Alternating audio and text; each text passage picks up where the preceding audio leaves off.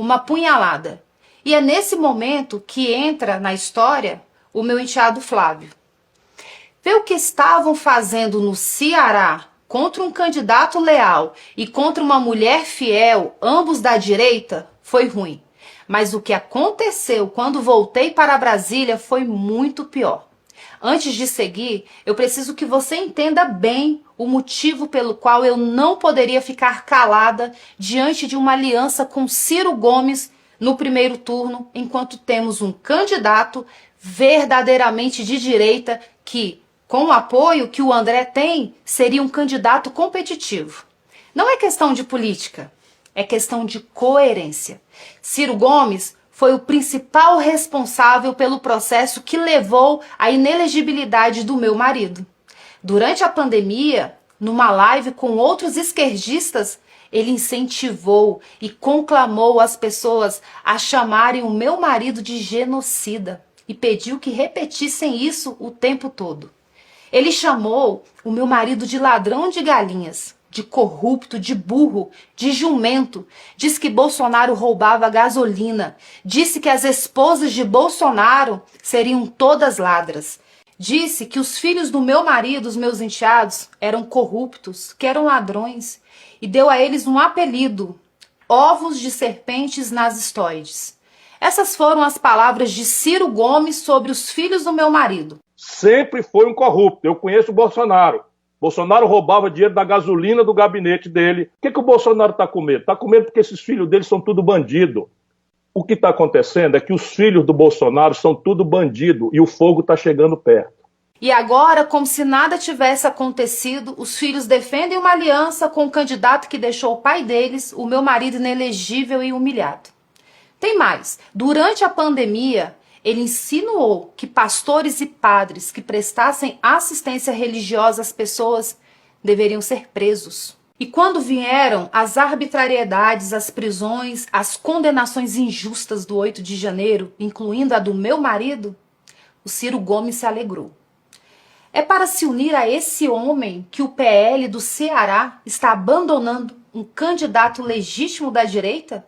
É para se unir a esse homem que estão perseguindo e tentando retirar da disputa uma mulher nordestina, mãe de 4 filhos, que dedicou tudo ao movimento em defesa da vida?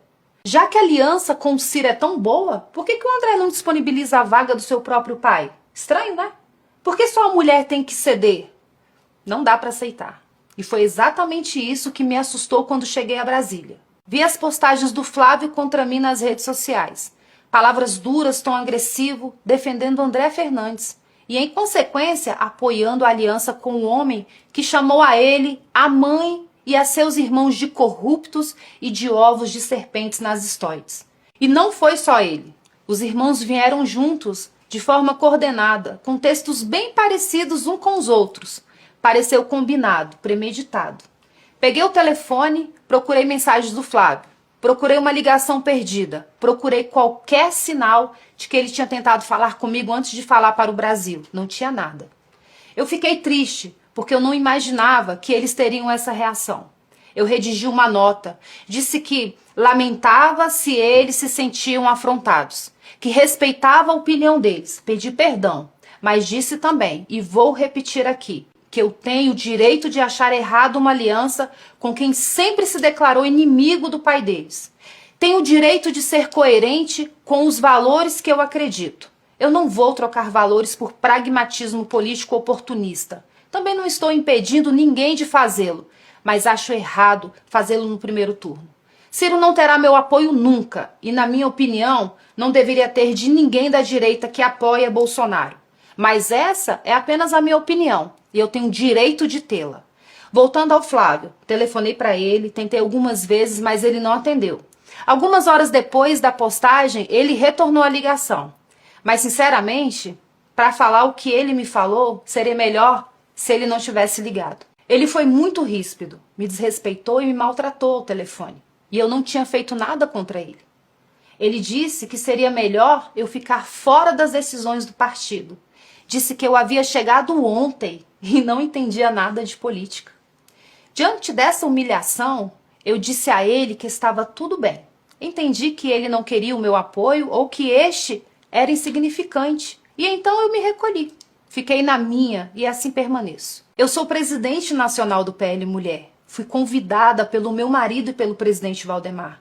Eu percorri o Brasil inteiro, instalei diretórios em todas as 27 unidades da federação, ajudei a eleger 1.005 mulheres em 2024, um aumento de 45,8% em relação a 2020. Mas para ele e alguns que o cercam, eu não entendo de política. Tudo bem, eu me recolhi. E desde esse dia, ele não me procurou mais. Eu também não procurei, porque estou respeitando o que ele falou, e é só isso.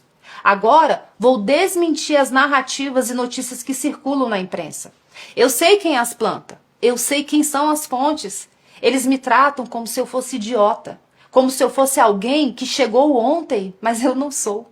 Eu sei mais do que eles pensam. Primeiro, eu nunca pedi, cobrei ou condicionei desculpas públicas de ninguém. Não preciso disso. Eu já liberei o perdão faz muito tempo. Eu não carrego rancor no coração. Eu entrego tudo nas mãos de Deus. Todo o mal que me fazem. É ao meu Deus que essas pessoas prestarão contas.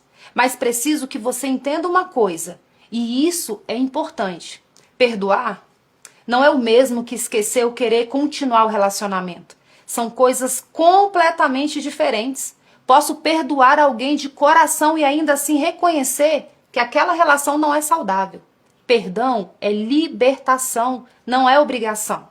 Segundo, não estou exigindo que se desfaça nenhuma aliança no Ceará, mas que adiem para o segundo turno. Eu sou contra ela, mas essa é apenas a minha convicção. Se a direita quer se unir para derrotar o PT, tudo bem, mas a coerência obriga que isso aconteça apenas no segundo turno. É preciso dar chance ao candidato que verdadeiramente se enquadra e defende os nossos valores. Já disse que considero um erro, uma traição aos valores das pessoas de bem. Mas os caciques do partido no Estado estão ignorando o perigo. Cada um responderá pelos seus atos. Ciro Gomes já provou inúmeras vezes não ser confiável. E ele não esconde isso. Semana passada, declarou na revista Veja que Bolsonaro e Lula são iguais.